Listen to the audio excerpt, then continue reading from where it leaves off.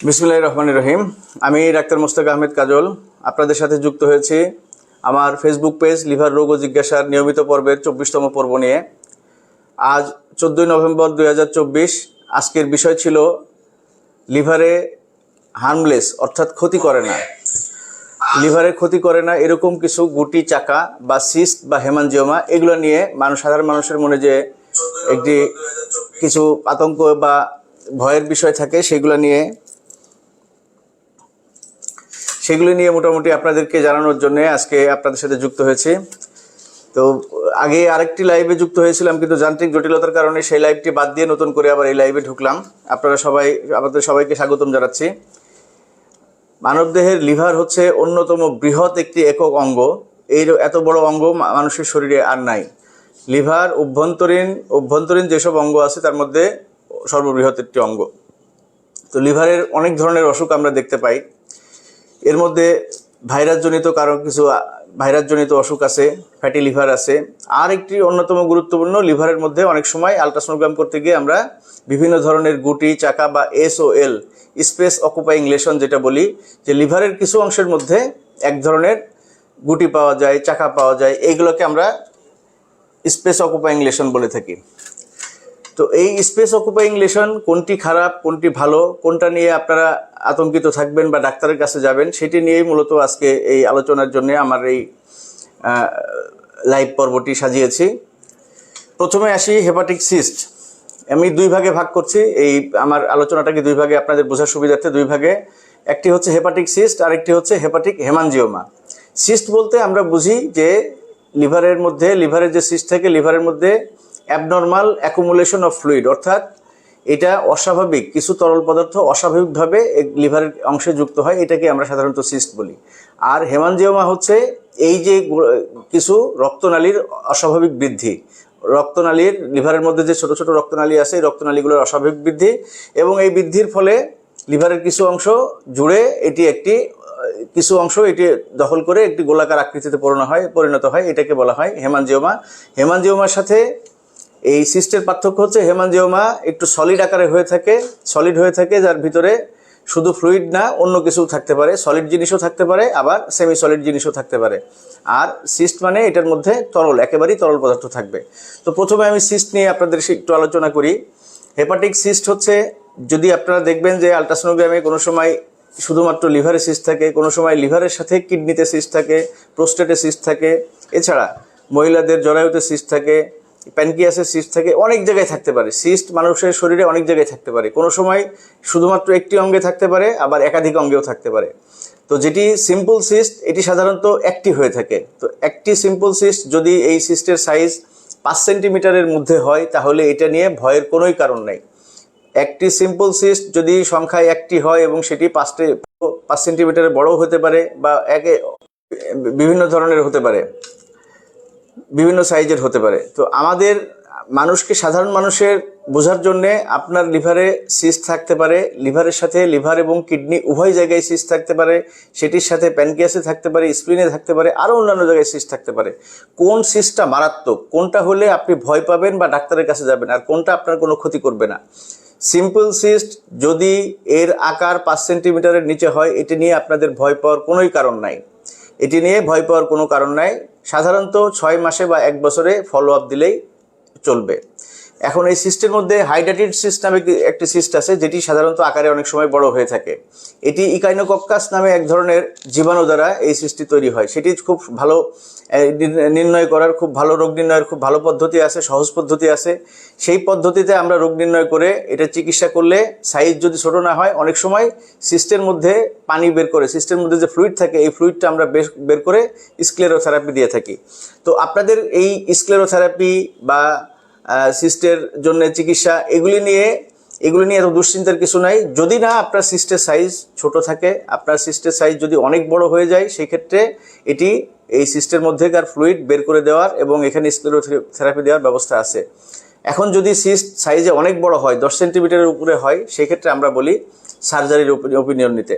10 সেন্টিমিটারের বেশি হলে তখন শুধুমাত্র আপনাকে একটি সিস্টের সাইজ 10 সেন্টিমিটার, তার মানে অনেক বড়, সেই ক্ষেত্রে হয়তো সার্জারির ওপিনিয়ন লাগতে পারে বা সার্জারির চিকিৎসা লাগতে পারে। আর পলিসিস্টিক ডিজিজ যদি লিভারের সাথে দেখেন আপনার লিভারেও সিস্ট আছে, কিডনিতেও সিস্ট আছে, সেই ক্ষেত্রে লিভার ফাংশনটি ভালো মতো পরীক্ষা করতে হবে এবং কিডনি ফাংশন একই সাথে দেখতে হবে। যদি এই সিস্টের মধ্যে কিছু খারাপ সিস্ট আছে, সেই সব সিস্টের ইয়েতে না যায়, তাহলে এটা নিয়ে আপনার ভয়ের কিছু নাই। এখন এই সিস্টের মধ্যে কিছু সিস্ট আছে খারাপ, কিছু সিস্ট আছে খারাপ, কিন্তু সেটাই হয় প্রতি 10 থেকে 10 লাখ মানুষে 1 থেকে 2 জনের হতে পারে। তো 10 লাখ মানুষের মধ্যে 1 থেকে 2 জনের এরকম সিস্ট হতে পারে। তো সেই সিস্টগুলো হচ্ছে বিনাইন সিস্ট অ্যাডেনোমা আছে। তো বিনাইন সিস্ট অ্যাডেনোমা যেটা, বিনাইন সিস্ট অ্যাডেনোমা যেটা হচ্ছে যে আমাদের যে পিত্তনালী আছে, এই পিত্তনালীর যে কোষগুলা কোলাঞ্জিওসাইট, সেখানকার অ্যাবনর্মাল মানে অস্বাভাবিক বৃদ্ধির কারণে এই সিস্টগুলো হয়। এটি হচ্ছে ধীরে ধীরে বাড়তে থাকে, এই সিস্টটা হচ্ছে খারাপ। বিলিয়ারি সিস্ট অ্যাডেনোমা, এই সিস্টটা হচ্ছে খারাপ, এটি কারণ ধীরে ধীরে বড় হতে পারে। তো সেটি হয় কাদের, প্রতি 10 লাখে 1 জন মানুষের, মানে নাই বলতে গেলেই চলে। যেহেতু আপনাদের সাথে সিস্ট নিয়ে আলোচনা করছি, এই জন্য এই জিনিসটা আমি একটু বলে রাখলাম যে এই সিস্টটা হচ্ছে একটু খারাপ। কোনটা? Biliary cyst adenoma. তো বিলিয়ারি সিস্ট অ্যাডেনোমা অন্যান্য যে সিম্পল সিস্টের আকার হয় এরকম হবে না, এর গঠন একটু ভিন্নতা হবে। আলট্রাসোনোগ্রাম এবং সিটি স্ক্যান পরীক্ষায় এটি খুব সহজেই এটি সিম্পল সিস্টের সাথে এটার পার্থক্য বের করা যায় বা সেই অনুযায়ী চিকিৎসা করা যায়। এটি আরেকটি সিস্ট আছে বিনাইন সিস্ট অ্যাডেনোকার্সিনোমা। এই বিনাইন যে বিলিয়ারি যে সিস্ট অ্যাডেনোমা আছে, এটিরই বিলিয়ারি সিস্ট অ্যাডেনোকার্সিনোমা নামে আরেকটি সিস্ট আছে। সেটি একটু ম্যালিগনেন্ট ধারণ করে, অর্থাৎ ক্যান্সারের দিকে ধারণ করে।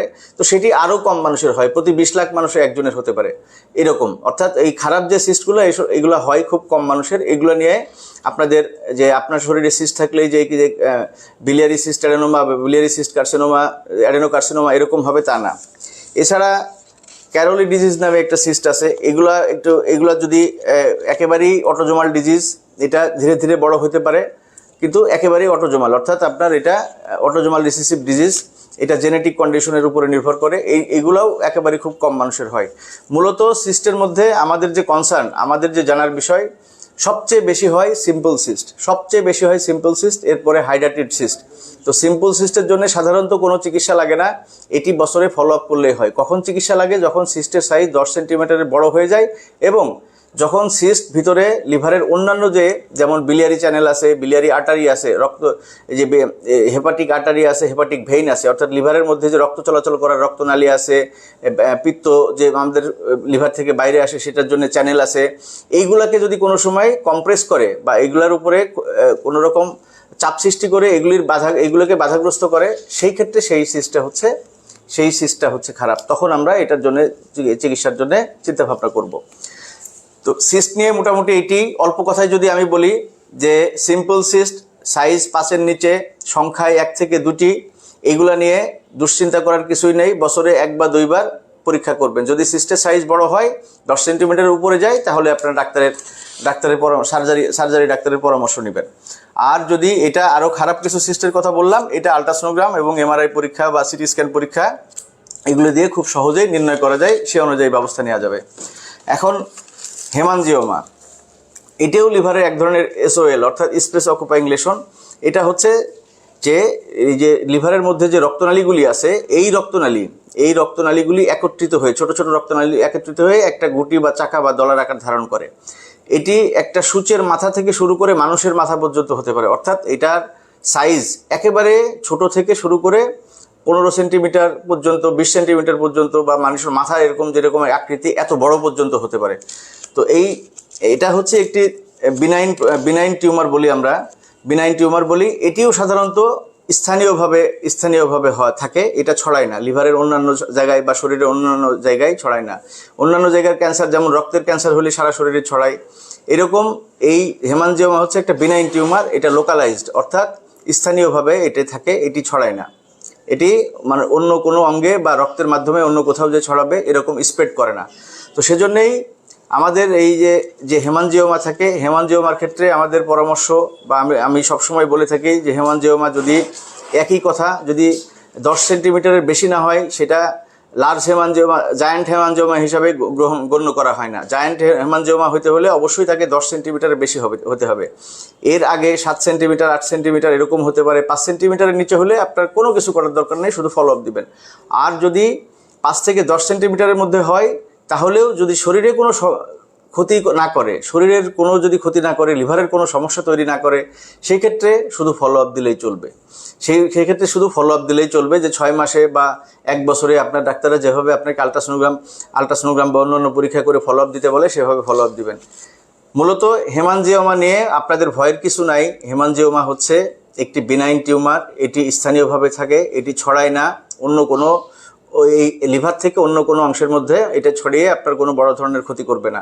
এখন যদি এই হেমানজিওমা অনেক বেশি বড় হয়ে যায়, আপনি কোনো কিছুর সাথে ধাক্কা খেলেন বা ট্রমা, যেটা আমরা বলি ট্রমা, অ্যাক্সিডেন্টাল, যদি হেমানজিওমা বাস্ট হয়ে যায় সেই ক্ষেত্রে হচ্ছে খারাপ। এই জন্যে আমরা যখন হেমানজিওমা একটু বেশি বড় হয়, 10 সেন্টিমিটারের মতো হয়, তখন আমরা সার্জারির ওপিনিয়ন নিই। উভয় ক্ষেত্রে, সিস্ট এবং হেমানজিওমা উভয়ের ক্ষেত্রেই কমন একটা জিনিস আমি আপনাদেরকে বলে রাখি, যদি আপনার লিভারে এটি কোনো ক্ষতি না করে, যদি লিভার ফাংশন স্বাভাবিক থাকে, তাহলে সিস্ট, হেমানজিওমা এগুলি কোনো সমস্যা না। তারপরেও অনেক সময় আমরা রোগীদেরকে অনেক আতঙ্কিত হতে দেখি, মূলত তার জন্যই আজকে আমার এই সিস্ট এবং হেমানজিওমা নিয়ে এই লাইভটি করা। আরেকটা জিনিস, স্পেস অকুপাইং লেশন অর্থাৎ SOL, লিভারের মধ্যে খারাপ যেগুলি সেগুলির মধ্যে কি আছে, HCC, হেপাটোসেলুলার কার্সিনোমা, কোলানজিও কার্সিনোমা, এই জিনিসগুলি খারাপ। এটা সরাসরি ক্যান্সার এবং এরা লিভারকে ক্ষতি করে এবং লিভার থেকে অন্য জায়গায় স্প্রেডও করতে পারে, সেই জিনিসগুলি খারাপ। এবং এই যে HCC যেটা বললাম, হেপাটোসেলুলার কার্সিনোমা, কোলানজিও কার্সিনোমা, এই জিনিসগুলি হয় কোথা থেকে, হেপাটাইটিস B/C ভাইরাস থেকে হয় এবং ইদানিং ফ্যাটি লিভার থেকেও হচ্ছে। আরও কিছু কারণে এই ধরনের ক্যান্সারগুলি হয়ে থাকে, তো সেটা অন্য আলোচনা। আমি SOL যেহেতু আসছে, স্পেস অকুপাইং লেশন, এর মধ্যে ক্যান্সার আছে, নন ক্যান্সার আছে, সেগুলি আপনাদেরকে একটু আমি বলে রাখলাম।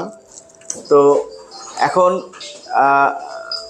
এই সিস্ট নিয়ে যদি কারোর কোনো কিছু জানার থাকে, সিস্ট নিয়ে জানার থাকলে আপনারা আমাকে একটু নক করবেন, আমরা কমেন্ট বক্সে আমাকে একটু জানাবেন যে সিস্ট নিয়ে যদি কোনো কিছু থাকে। এখানে যদি আমি কয়েকটি প্রশ্ন চেষ্টা করছি পড়ার। আচ্ছা, মোহাম্মদ শাহজাহান, আসসালামু আলাইকুম স্যার, কেমন আছেন? আমি প্রায় 10 বছর যাবৎ বি ভাইরাস সংক্রমিত, 2 বছর যাবৎ বেশি সময় ধরে চিকিৎসা করছি, ডিএনএ টেস্ট করেছি, ডিএনএ টেস্ট করি নাই, এই মাসে করতে বলছে, পিজি হাসপাতালে করা যায়? আপনাকে পিজি, এটি হেপাটাইটিস বি ভাইরাস যাদের শরীরে আছে, অবশ্যই আপনারা প্রাথমিক পরীক্ষার মধ্যে হেপাটাইটিস বি ভাইরাসের ডিএনএ একটি গুরুত্বপূর্ণ পরীক্ষা। এই পরীক্ষাটি পিজি হাসপাতালে এবং ল্যাবরেটরি মেডিসিন আগারগা, এই 2 জায়গায় সরকারিভাবে হয়। এখানে খরচ তুলনামূলক অন্য জায়গার চেয়ে কম, ল্যাবরেটরি মেডিসিন ইনস্টিটিউটে আরও অনেক কম, আপনারা সেখানে করতে পারেন, এটা আপনাকে করা লাগবে।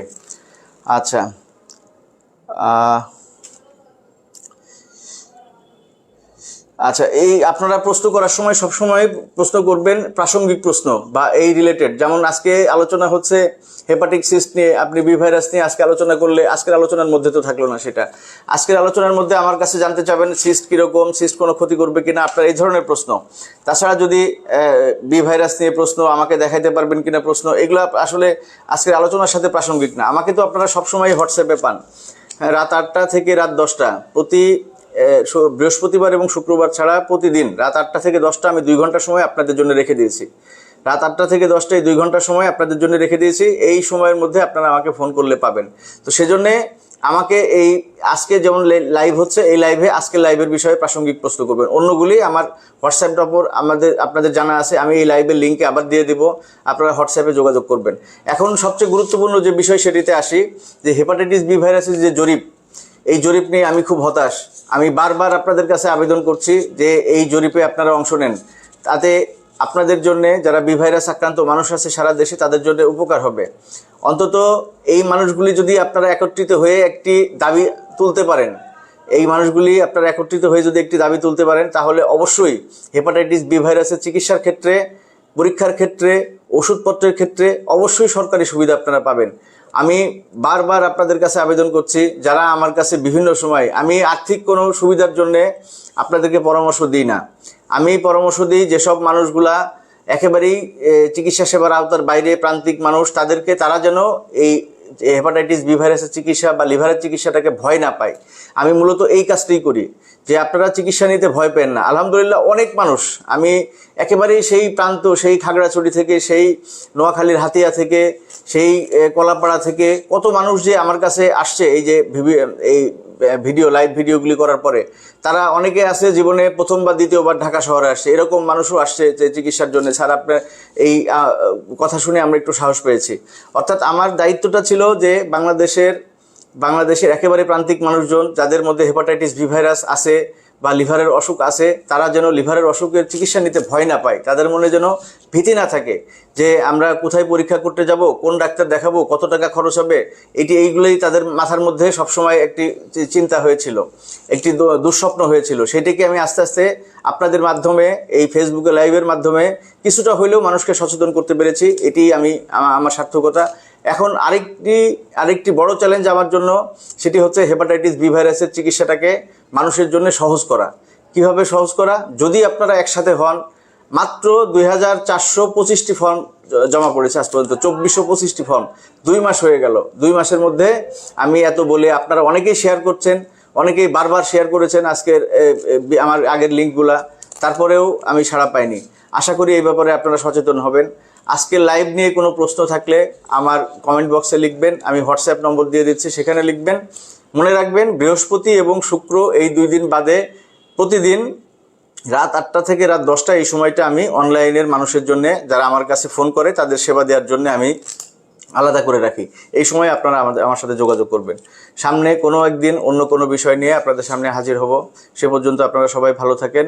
আর হেপাটাইটিস বি ভাইরাসের জরিপে যারা এখনও অংশ নেননি, তাদেরকে জরিপে অংশ নেওয়ার জন্য আবারও আবেদন জানাচ্ছি। ধন্যবাদ।